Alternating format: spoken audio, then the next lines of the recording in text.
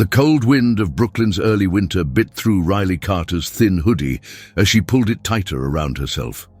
The streets of her neighborhood were lined with brownstone buildings, their old bricks weathered by decades of struggle and survival, just like the people who lived there. She walked briskly, her worn-out sneakers slapping against the cracked pavement, eager to disappear into the crowd of students pouring into Lincoln High School.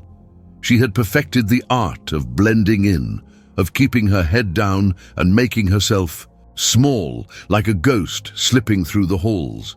At 16, Riley was neither particularly tall nor notably strong, her frame naturally slender, but made weaker by years of avoiding confrontation.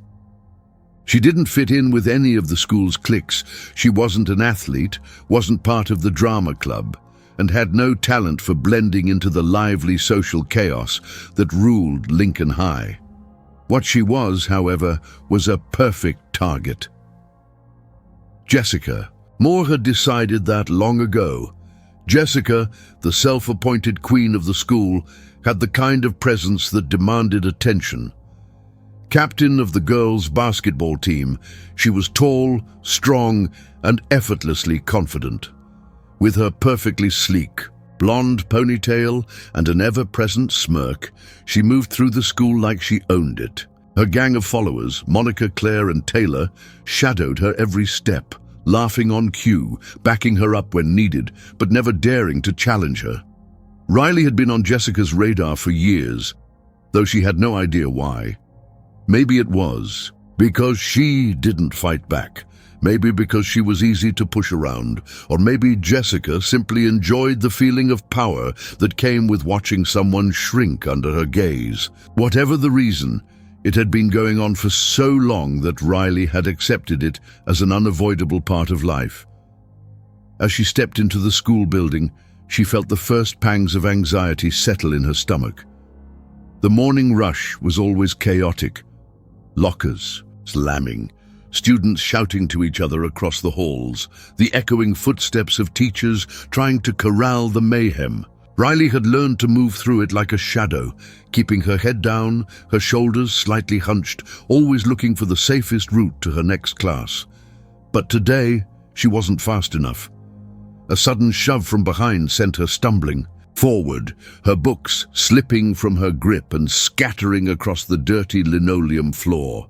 Laughter erupted around her as she caught herself against a locker, her heart pounding as she turned to see Jessica standing over her, arms crossed, and amused expression on her face. "Wow, Carter, you walk like a baby deer," Jessica sneered, all wobbly and pathetic. Riley clenched her jaw, forcing herself to breathe evenly as she bent down to gather her books. She knew better than to say anything. Any response would only make it worse. "Here, let me help you with that," Jessica said sweetly. And before Riley could react, Jessica's white sneakers came down hard on one of Riley's notebooks, grinding it against the floor. Riley hesitated, her fingers just inches away from the crushed pages. She could feel the heat of humiliation creeping up her neck as students gathered around enjoying the show. "Come on, pick it up," Jessica taunted. "Or are you too weak for that too?" More laughter. Riley swallowed hard and reached for the notebook, but Jessica kicked it just out of reach. Another round of giggles echoed through the hallway. This was how it always went. A cruel game, a display of power, a reminder that Riley was nothing. The bell rang, and just like that, the crowd began to disperse. Jessica gave Riley one last smirk before flipping her ponytail over her shoulder and sauntering off with her entourage. Riley exhaled slowly, forcing down the burning in her throat as she retrieved her belongings. Her hands shook as she stuffed her books into her backpack, avoiding eye contact with anyone who might still be watching. She told herself it didn't matter. It was just another day. But the truth was, it was getting harder and harder to believe that the only place Riley found peace was at home, in the small apartment she shared with her mother and grandfather. The moment she stepped through the door that evening, the familiar scent of old leather and menthol filled her nose. a reminder of her grandfather's lifelong love for boxing. Frank Carter had been a force in his youth, a boxer who had once trained champions before a knee injury had forced him to retire. Now he spent his days watching old fights on their outdated television, shouting at the screen like the fighters could hear him. He glanced up from his recliner as Riley walked in, his sharp blue eyes scanning her face. "You look like someone just knocked you out in the first round," he said, his voice gruff but laced with concern. Riley shrugged, dropping her backpack by the door. "Just school," Frank scoffed, rubbing a hand over his stubbled jaw. "You let people walk all over you, kid. That's why they keep doing it." Riley sighed, already knowing where this conversation was going. "Fighting doesn't solve anything, Grandpa." "That's not what I'm saying." He leaned forward, resting his elbows on his knees. "I'm saying you gotta learn how to carry yourself, how to stand your ground. You think boxing is just about throwing punches? It's about discipline, about knowing when to fight and when to walk away." Riley had heard this speech 1,000 times, and every time she brushed it off. She wasn't a fighter, she wasn't strong. She just wanted to get through life without making waves. "I'm fine," she muttered, heading toward her room. Frank sighed behind her. "You say that now, kid, but one day you're gonna need to be more than fine." She didn't respond. She just shut the door behind her and sank onto her bed, staring at the cracks in the ceiling. She wished she could believe she was strong enough to change things, but deep down, she knew she wasn't. What she didn't know was that she was about to be proven wrong in the worst way possible. Riley barely made it through the morning. Every step through Lincoln High's hallways felt heavier than the last, her stomach twisting with the kind of dread that came from knowing she was being watched. She could feel it in the way students whispered just out of earshot, in the way their eyes lingered on her for a second too long before flicking away with thinly veiled amusement. Something was wrong, and she didn't know what, yet. By the time lunchtime rolled around, she knew. She stepped into the cafeteria, the usual noise crashing around her in waves, plastic trays slamming onto tables, the low murmur of conversation, broken by the occasional burst of laughter, but then a sound that didn't belong, the sharp, tinny echo of her own voice, distorted slightly by a phone speaker. Riley's blood ran cold. It was her. On video. She turned, scanning the room, and then she saw it. One of the basketball players, Monica, grinning as she held up her phone, showing the screen to a table of students. Jessica was there too, lounging lazily, a satisfied smirk playing at her lips. Riley's body locked up as her own face filled the screen, her eyes wide with humiliation, her books scattered around. Her on the school floor. The moment from yesterday, frozen in time, now being replayed for everyone's amusement. Her legs felt numb, but she forced herself forward, her voice barely above a whisper. "Delete that." Monica raised an eyebrow, feigning innocence. "Oh, this? I mean, it's already on Instagram and TikTok. Kinda too late for that, don't you think?" Laughter rippled through the table. Jessica leaned forward, propping her chin in her hand as she studied Riley, like a cat playing with a wounded mouse. "Relax, Carter. We're just having a little fun." Riley felt something snap inside her, something that had been stretched too thin for too long. "This isn't fun," she bit out. "It's harassment." Jessica's smirk widened. "Oh? Big words for someone who just lays down and takes it. What are you gonna do, tell a teacher?" Riley opened her mouth, then shut it again, because they both knew the answer. No one cared. No one ever had. A hush fell over the surrounding tables, students pretending not to watch, but clearly tuned into every second of the confrontation. Jessica, always feeding off an audience, decided to take it further. She grabbed her tray and, with an almost theatrical flourish, accidentally tipped her drink forward. Sticky, artificial red juice splashed down Riley's front, soaking into her hoodie, dripping onto the tile below. A chorus of gasps, then laughter. Riley froze, the cold seeping through her clothes, her fingers curling into fists at her sides. Jessica tilted her head, mock sympathetic.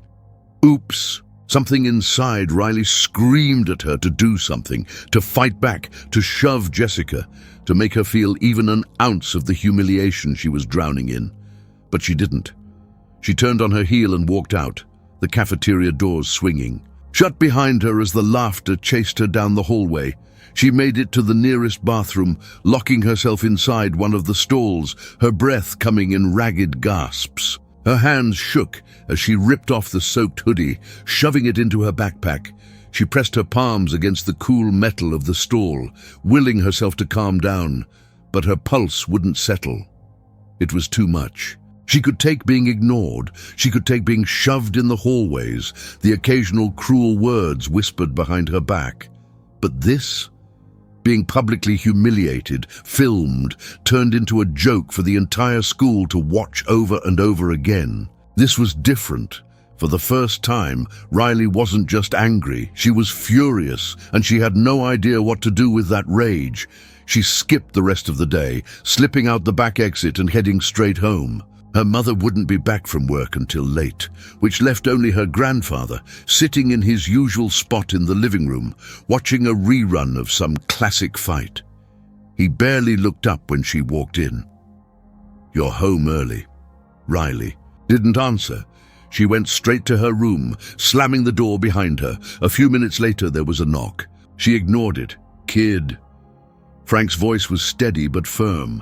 "I know that sound. Talk to me." She didn't want to talk. Didn't want to say the words out loud because doing that would make them real. But as the silence stretched, something inside her cracked. She opened the door. Frank took one look at her, at the fury simmering just beneath the surface, at the way her jaw was clenched so tight her teeth might break, and nodded, like he understood exactly what she wasn't saying.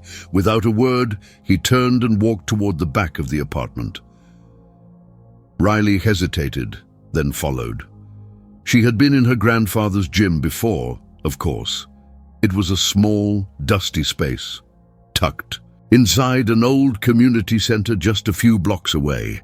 She had spent years watching him train other people, always at a distance, always with mild disinterest. But tonight, stepping into the dimly lit room, the smell of leather and sweat thick in the air, something felt different. Frank didn't say anything as he walked over to the heavy bag in the corner, his old hands moving with practiced ease as he adjusted the worn-out straps. He gestured to her. "Hit it." Riley blinked. "What? You heard me. Hit it." She frowned. "I don't. Just do it." She stepped forward, hesitating before balling her fist and swinging. The impact barely moved the bag, sending a dull ache up her wrist. Frank sighed, shaking his head. Again. She hit it again, harder this time. Frank nodded. "Good. Now do it like you mean it." Something shifted inside her. She set her jaw, adjusted her stance, and punched again.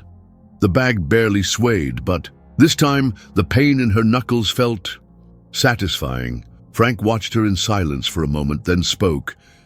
"You want to learn how to fight?" She met his gaze, her heartbeat thudding in her ears. Yes, he studied her for a long time, then nodded. "All right, kid, let's get to work." For the first time in her life, Riley wasn't running from the fight. She was running straight toward it. The first punch hurt, more than she expected, more than she wanted to admit. Riley's knuckles throbbed as she pulled back her fist, shaking out the sting, while her grandfather watched with the silent patience of someone who had seen this process. "Unfold 1,000 times before. That all you got, kid?" Frank's voice was rough, edged with the challenge she didn't yet know she needed. Riley gritted her teeth, setting her feet like she had seen in a dozen old boxing matches he'd forced her to watch over the years. She threw another punch, this time more forceful, more controlled, but still clumsy. The heavy bag barely swayed. Frank exhaled through his nose, stepping forward, adjusting her stance with a firm grip on her shoulders. "Balance. Power doesn't mean anything if you don't have balance. Stand like you mean it." She planted her feet again, ignoring the slight tremble in her muscles. He nodded in approval, then pointed at the bag. Again. Riley hit it, and hit it again. Each strike sent a jolt up her arms, her fingers stinging from the impact, but there was something strangely satisfying about the rhythm of it. She didn't have to think. She didn't have to listen to the echoes of laughter from the hallways at school, didn't have to relive the humiliation of that video playing over and over again in her head. For the first time in what felt like forever, she wasn't helpless. By the end of the first hour, sweat dripped down her back, her breath came in short, sharp bursts, and her arms ached in ways she had never experienced before. Frank crossed his arms, his face unreadable. "You got heart, kid," he muttered. "But heart doesn't mean shit without discipline. You sure you want to do this?" Riley wiped the back of her hand across her forehead, catching her breath. She met his eyes, and for the first time, she didn't hesitate. Yes. Frank studied her for a long moment, then gave a curt nod. "All right. Training starts at 5 a.m. tomorrow. You miss a day, you're out. No excuses." She wanted to argue, wanted to say something about how 5 a.m. was insane, how she had school, how she had never in her life woken up that early voluntarily. But she didn't. Instead, she simply nodded. "Good," Frank said, already turning away, heading toward the back of the gym. "Now go home and get some sleep. Tomorrow's gonna hurt." He wasn't lying. The next morning, Riley's alarm screamed at 4:30 a.m., dragging her from restless sleep. Every muscle in her body protested as she rolled out of bed, soreness sinking into her bones. She dressed in the quiet, pulling on a pair of old sweatpants and a hoodie, forcing herself out the door before she could change her mind. The gym was freezing, the cold air biting through her clothes. Frank was already there, of course, standing near the ring, arms crossed, expression unreadable. He didn't offer any greeting, just pointed at the jump rope lying on the floor. 5 minutes, don't stop." Riley hesitated, then picked up the rope. The first few jumps were easy, then the burn set in. Her calves screamed, her lungs fought for air, and she stumbled more times than she could count. But she kept going. Frank didn't offer words of encouragement. He didn't tell her she was doing great or that she was improving. He just watched, correcting her posture when necessary, giving short, clipped instructions, but never once making it easier.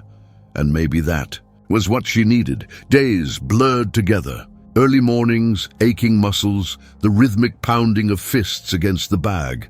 The soreness never fully went away, but it became familiar, almost comforting. She started moving differently, her posture straighter, her steps more controlled. She wasn't just throwing punches anymore. She was learning how to move, how to anticipate, how to make herself a smaller target. Frank didn't waste time with sugarcoating. He made her train until her arms felt like lead, until her legs shook, until she was so exhausted that she couldn't think about anything except the next breath. "You're gonna want to quit," he told her one night after she collapsed onto the mat panting. "And when you do, you gotta ask yourself one thing. Why'd you start?" She thought about that question long after training ended, long after she crawled into bed, her body aching in ways she never imagined possible. Why had she started? Because she was tired of feeling weak? Because she wanted revenge? Because she wanted to prove something? She didn't know. Not yet. A week into training, things at school hadn't changed much. Jessica and her friends still taunted her in the hallways, still smirked when they saw her, still threw casual insults her way. But something inside Riley had shifted. She didn't flinch anymore. She didn't shrink when Jessica walked past her, didn't lower her gaze when her name was whispered with cruel amusement. And maybe that was why Jessica noticed. "You've been acting weird, Carter," Jessica said one afternoon, cornering Riley near her locker. "You got a boyfriend or something? Or did you finally grow a spine?" The old Riley would have kept her mouth shut, but the old Riley was fading, replaced by something new. She met Jessica's gaze, steady and unwavering. Maybe I just got tired of your bullshit. A flicker of surprise crossed Jessica's face, quickly masked by an amused smile. Oh, look at you, growing teeth. That's cute. Riley didn't respond. She just shut her locker and walked away. For the first time, she wasn't running. Jessica wasn't done with her. Riley knew that. The tension was shifting, the balance changing, and the closer she got to standing her ground, the more Jessica would push back. She could feel it coming, and this time she was ready. Riley had felt it coming all day. The shift in the air, the weight of too many eyes lingering on her, the way Jessica and her friends seemed to hover just a little too close, watching, waiting. It wasn't like before. This wasn't just casual cruelty for the sake of amusement. No, this was something else, something deliberate, something planned. She kept her head up, moving through the hallways like she wasn't suffocating under the anticipation. The past few weeks of training had changed her. She wasn't the same girl who had flinched at every shove, who had let herself be reduced to nothing. But that didn't mean the fear was gone. It was still there, lurking beneath the surface, whispering that she wasn't ready, that she was just playing pretend. But she had learned something else in those weeks, something Frank had drilled into her over and over again.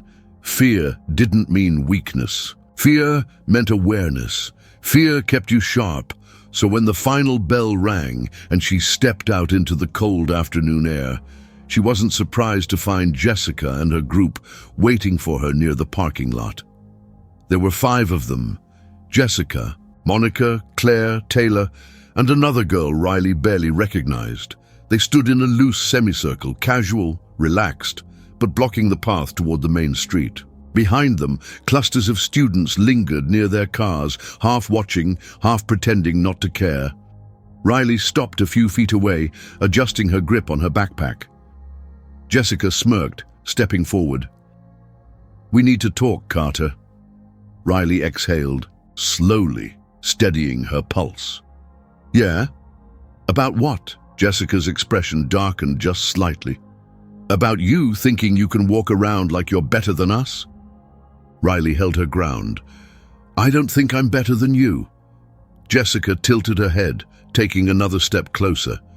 "Really?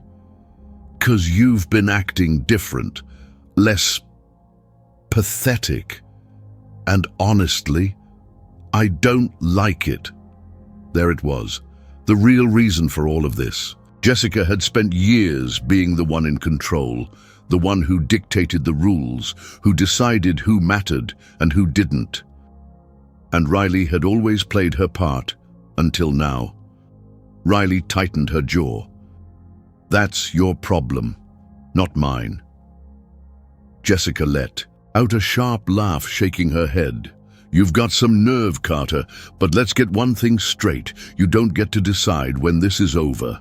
And then, without warning, Jessica shoved her. It wasn't hard, not really, but it was enough to make a statement. Riley barely stumbled, her feet finding solid ground immediately. She breathed in through her nose, letting the tension coil through her muscles without giving into it. Jessica took another step, getting too close, her voice dropping low. "Hit me!" Riley's fingers curled into fists at her sides, but she didn't move. Jessica scoffed. "Come on, you want to act tough? Do it. Show everyone that you're not just some pathetic loser playing dress-up." Riley stayed still. Jessica's jaw twitched, frustration creeping into her expression. "What's the matter? Scared?" Riley met her gaze, steady and unshaken. "No, I just don't need to hit you to win." A murmur rippled through the small crowd gathering around them. Riley could see it in Jessica's face, the flicker of uncertainty, the realization that this wasn't going the way she had planned. She had expected Riley to break, to lash out, to give her an excuse. Instead, Riley had taken all of Jessica's power and turned it back on her. Jessica's fingers twitched at her side. And then, before Riley could react, Jessica swung. Riley barely had time to register the movement before her body took over. She ducked. The punch sailed past her, missing by inches, and Jessica staggered forward with the momentum. The crowd gasped. The sound sharp and electric in the cold air. Riley stepped back, hands still at her sides, breathing even. "You should stop." Jessica spun back toward her, rage flashing across her face. "You think you're better than me?" "No," Riley said simply. "I just don't need this." Jessica's breathing was uneven, her fists clenched, her entire body vibrating with frustration. And for the first time since this had started, Riley saw something else behind her eyes. Doubt, Jessica knew. She had already lost. The tension stretched, heavy and suffocating. Then, with an angry scoff, Jessica turned on her heel and stormed off, shoving through the crowd. Her friends hesitated, exchanging glances before following after her. And just like that, it was over. Riley exhaled, the adrenaline still thrumming through her veins. She turned, pushing past the lingering students, ignoring the hushed voices and curious stares. She had won. Not with violence, not with brute force, but with control. But she also knew one thing for certain. Jessica wasn't done. Not yet. The days following the confrontation in the parking lot felt strangely quiet. Riley moved through the halls of Lincoln High with a sense of awareness she hadn't had before. Her body wired for the next attack, waiting for Jessica to retaliate. But nothing came. No shoves in the hallway, no whispered insults as she passed, no glares from across the cafeteria. Jessica and her friends still moved through the school like they owned it, but there was something different in the way they looked at Riley now, like she was an unknown variable, something unpredictable. At first, she thought maybe that was it. Maybe Jessica had finally decided she wasn't worth the trouble, but Riley wasn't stupid. She knew Jessica wasn't the kind of person to just let things go. If she wasn't attacking, it was because she was planning something worse. That thought settled in the back of Riley's mind like a slow-burning fuse, and she kept her guard up, waiting for the explosion. In the meantime, she kept training. Frank didn't say much about what had happened at school. He never asked, never pried, but he knew. She could see it in the way he watched her when she came home each evening, the way he pushed her harder in training, like he knew she was on the edge of something and needed to be ready. "You're getting faster," he muttered one night, watching as she weaved around the heavy bag, throwing controlled, calculated strikes. "But speed won't mean shit if you don't stay sharp. People like that, bullies, cowards, they only fight when they think they've already won. Stay ahead of them." She nodded, sweat dripping from her brow, her breath coming in controlled bursts. She had never felt this strong before, not just in her body, but in her mind. For the first time, she wasn't waiting for someone else to decide her fate. That feeling lasted until Friday night. She had been walking home from the gym, her muscles sore, but her steps steady, the familiar streets of Brooklyn buzzing with life around her. The chill in the air was sharper now, a reminder that winter was creeping closer. The sidewalks were still busy, people moving in and out of corner stores, laughter spilling from dimly lit bars. It felt safe, familiar, which is why she didn't notice the car following her at first. It wasn't until she turned onto a quieter street, a shortcut she had taken 100 times before, that she heard the low hum of an engine idling too close. Her pulse kicked up slightly as she glanced over her shoulder. Black sedan, tinted windows, moving just a little too slow. Her instinct screamed at her to keep walking, to act like she hadn't noticed, but her heart was hammering now, the warning bells in her head deafening. She quickened her pace, so did the car. Then the tires screeched. The doors flew open and suddenly there were hands grabbing at her, rough and fast. Riley reacted without thinking. She twisted, yanking herself free from one grip, then drove her elbow back into someone's ribs, a sharp grunt of pain.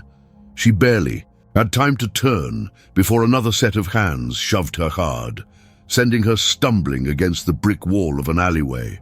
Her vision blurred for a second, pain jolting through her shoulder. She tried to push off the wall, but they were on her again, 3 of them masked, their faces hidden in the shadows. She barely had time to process what was happening before. A fist connected with her stomach, knocking the wind out of her.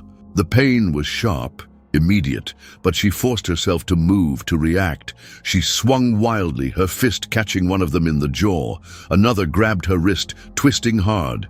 She bit back a cry, using the momentum to drive her knee into their thigh. "Stupid little," one of them hissed, yanking her back. She was fighting, but she was outnumbered, outweighed.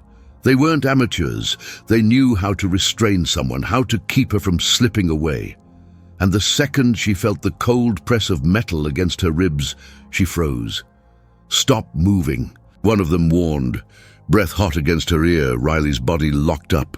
The blade wasn't pressing hard, but it was there, real, sharp. She forced herself to breathe, think. She needed to get out, fast. Footsteps, a voice. "Hey, what the hell's going on?" The grip on her tightened for a split second, then released. The blade vanished. The masked figures turned and bolted, disappearing into the night as fast as they had appeared. Riley staggered forward, her breath coming in sharp gasps. A man stood at the entrance of the alley, a middle-aged guy, probably, coming from one of the bars down the street. His face was lined with concern. "You okay?" She nodded, even though she wasn't sure she was. "Yeah, I need to go." She didn't wait for him to respond. She took off, running the rest of the way home, her lungs burning, her mind spinning. By the time she reached her apartment, she could barely keep her hands from shaking. She locked the door behind her, pressing her back against the wood, trying to slow her breathing. This wasn't just some random attack. She knew. Jessica had gone. Too quiet, and now she knew why. This wasn't over. It was just beginning. Riley didn't sleep that night. Every time she closed her eyes, she was back in that alley, hands grabbing her, the cold press of the knife against her ribs, the sound of their footsteps vanishing into the dark. Her body still ached from the fight, her wrist tender where one of them had twisted it too hard, a dull ache spreading through her ribs from the hit she had taken. But none of that compared to the weight in her chest. This wasn't just bullying anymore. This was something else, something worse. She sat on the edge of her bed, staring at the floor, her mind racing through the possibilities. Who were they? Why had they attacked her? But deep down, she already knew the answer. Jessica. It was the only thing that made sense. Jessica hadn't been content with losing control over Riley at school, so she had taken things further. Hired someone, maybe? Guys who knew how to rough someone up, how to scare them into silence? The problem was, Riley wasn't scared. No, that wasn't true.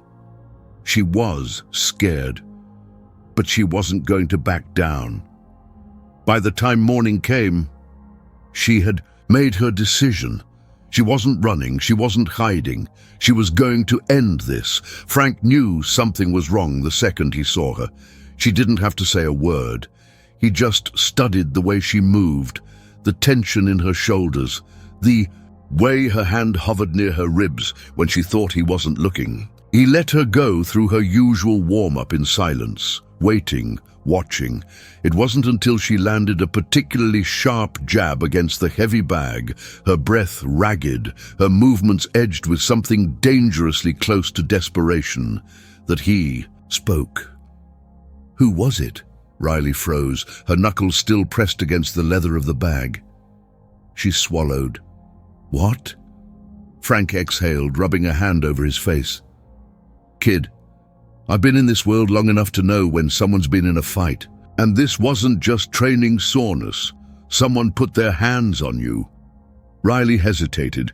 She had wanted to keep this to herself, to handle it on her own. But Frank wasn't stupid, and lying to him now wouldn't help. She dropped her hands, flexing her fingers. Some guys jumped me last night, 3 of them. They were wearing masks, but I think Jessica sent them. Something in Frank's face darkened, his usual sharp eyes narrowing. He nodded slowly, as if fitting the pieces together.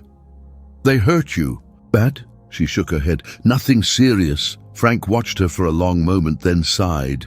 "You know this isn't just a schoolyard fight anymore, right?" Riley swallowed hard, nodding. "Yeah, I know." Frank ran a hand over his jaw, thinking. Then finally he spoke. "All right, then you better be ready for what comes next." That night, Riley didn't go home right away. Instead, she waited. She knew where Jessica would be. Friday night meant the basketball team usually hung out at a spot near the park, an old basketball court, half lit by flickering streetlights, just out of sight from the main road. She got there first, slipping into the shadows, waiting. Jessica and her friends showed up half an hour later, laughing, talking loudly. Riley stepped out of the dark, her presence cutting through the easy confidence of the group. The conversation died instantly. Jessica tilted her head, a slow smirk creeping onto her face. Well, look who finally grew some balls." Riley didn't waste time. "I know what you did." Jessica let out a mock gasp. "You're gonna have to be more specific, Carter. I do a lot of things." Riley stepped forward. "The guys you sent after me, was that supposed to scare me, make me disappear?" The smirk twitched slightly, just for a second. Then Jessica scoffed, rolling her eyes. "You really think I'd waste my time on you? Please. You probably just got jumped by some randoms because you walk around like an easy target." Riley ignored the insult. She kept her eyes locked on Jessica's, steady, unwavering. "I don't care what you say. I know it was you." Jessica's amusement faded. She took a step closer, lowering her voice so only Riley could hear. "And what are you going to do about it?" Riley didn't blink. "Whatever it takes." Jessica studied, her smirk long gone. Then after a tense moment, she laughed softly, shaking her head. "You're really trying to act tough now, huh?" Riley didn't respond. Jessica leaned in slightly, her voice a whisper. "Be careful, Carter. You don't want to start a fight you can't finish." Riley held her gaze for another second before turning, on her heel and walking away. She didn't need to fight Jessica. Jessica had already lost. She just didn't know it yet.